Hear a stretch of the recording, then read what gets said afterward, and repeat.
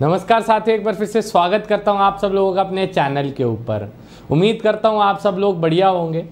तो जैसा कि आप सब लोग महसूस कर रहे होंगे कि एनडीए दिन ब दिन पास आते जा रहा है, और जो आपका टारगेट है इस बार का, जिन बच्चों का पिछला अटेम्प्ट नहीं हुआ उनको बस एक ही चीज़ नज़र आ रही है, दैट इज़ एनडीए 1 2021, जो कि बहुत अच्छी बात है। आप सब लोग प्रिपेयर कर रहे हो, बहुत बहुत बढ़िया है। बट कई बार बच्चों के बहुत सारे कमेंट्स आते हैं कि सर हम लोग प्रिपेयर तो कर रहे हैं, किताबें भी पढ़ रहे हैं, बट एक राइट डायरेक्शन नहीं आ रही। बट हमें कहीं ना कहीं अंदर से फीलिंग ज़रूर आती है कि यार मतलब कुछ गलती हम लोग कर रहे हैं। क्योंकि हम लोग सारे बच्चे देखो मैथ्स की तैयारी करते हैं, सेम बुक्स हर बच्चा फॉलो करता है। बुक्स भी मैं आपको बता दूंगा, सबसे पहले वो एनसीईआरटी पढ़ता है, ठीक है, थोड़ा एडवांस आ जाता है पाथफाइंडर ले लेता है, बाजार में जाता है, हर कोई बुक सेलर उसको पाथफाइंडर चिपका देता है क्योंकि उसका मार्जिन उसके अंदर ज़्यादा है, अरिहंत का ना, चिपका देगा। हर बच्चे की पहली एनडीए एस्पिरेंट्स की पहली किताब होती है पाथफाइंडर, ठीक है, जीएटी के लिए ठीक है, मैथ्स के लिए इतनी एफिशिएंट नहीं है। उसके बाद बच्चा देखता है वीडियोस को, आरएस अग्रवाल पे आ जाता है, मेरी कोई किसी या किसी और आदमी की वीडियो देखता है या मेरी वीडियो देखता है मैथ्स की, तो हम लोग प्रिस्क्राइब करते हैं टीचर्स उसको क्या बेसिकली कि आप आरएस अग्रवाल फॉलो करो, ठीक है। उसके बाद वो आता है कि भाई प्रीवियस ईयर कर लूं या 3000 एमसीक्यू कर लूं, बस खत्म हो जाती है जर्नी, है ना।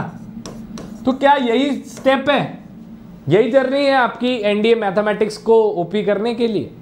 द आंसर इज नो, गलत। अगर ऐसा होता तो जितने भी बच्चों के पास सारी ये किताबें थी वो सारे पेपर को क्वालिफाई कर लेते। अगर बुक्स पढ़ने से एग्जामिनेशन क्लियर होते तो सबके दुनिया में सारे पेपर क्लियर हो जाते, बिकॉज बुक्स तो सबके पास है, पढ़ते भी सारे हैं। फिर एग्जामिनेशन क्यों 5 लाख में से सिर्फ 10,000 बच्चों का ही निकलता है? उसका मेजर रीजन पता क्या है? उसका मेजर रीजन है कि आपकी अप्रोच क्या है एग्जामिनेशन को लेकर, ठीक है। आपकी अप्रोच क्या है कि आप उस एग्जामिनेशन को लेकर कितने ज्यादा फोकस्ड हो, क्या आपकी स्ट्रैटेजी है, क्या आपकी टाइमिंग है, क्या आपकी रिलेशंस पे नॉलेज है कि नहीं है, क्या आपको शॉर्ट ट्रिक्स आती है कि नहीं आती है, यूनिवर्सल शॉर्ट ट्रिक्स की बात कर रहा हूं।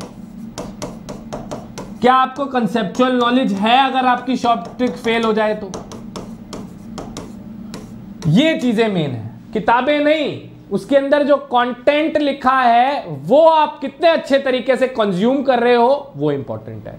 अब किताब तो सर बोलती नहीं, किताब तो कंसेप्ट समझाती नहीं, तो यहां पे हमारे जैसे एडुकेटर्स का काम आता है। अभी मैं रिसेंटली बताऊंगा, मेरा एक कोर्स भी लॉन्च हो रहा है, starting from zero on Unacademy plus. तो मैं आपको उसके अंदर गाइड भी करूंगा थ्रू आउट और पढ़ाऊंगा भी, ठीक है।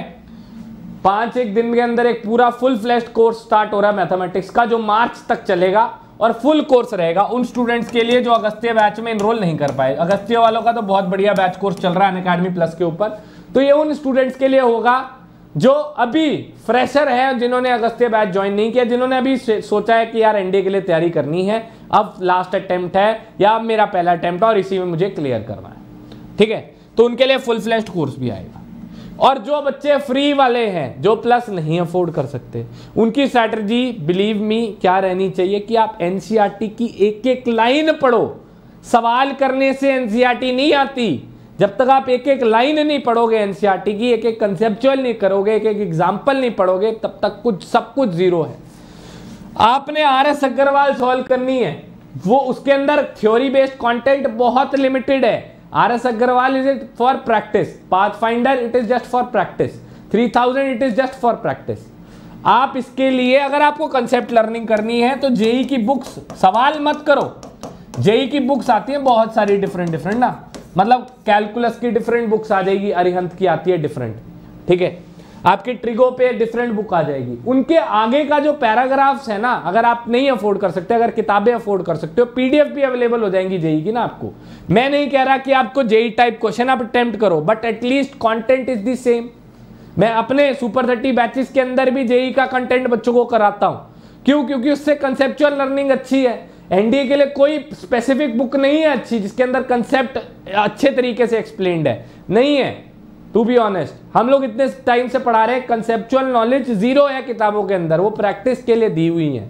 आप प्रैक्टिस करो। प्रैक्टिस कैसे होगी? जब तक कंसेप्ट्स नहीं आएंगे। आप एलिमेंट्स कर लो, बच्चों को बोरिंग लगेगी एलिमेंट्स ऑफ मैथमेटिक्स +2 की, बट बच्चे जब तक आप कंसेप्चुअली नहीं पढ़ोगे, आपको पता ही नहीं डेरिवेटिव है क्या, तो फिर आप कैसे सॉल्व करोगे डिफरेंशिएशन के क्वेश्चन? आपको पता ही नहीं कंटिन्यूटी वर्क कैसे करती है, आपको पता ही नहीं फंक्शन क्या है, आपको पता ही नहीं कि इंटीग्रेशन का एक्चुअल मतलब क्या है, आपको डेफिनेट इंटीग्रेशन की प्रॉपर्टीज अच्छे तरीके से नहीं पता, उसकी एप्लीकेशन नहीं पता, आपको एरिया अंडर द कर्व नहीं आता, तो उसकी नॉलेज ही नहीं है, तो सवाल कैसे सॉल्व करोगे?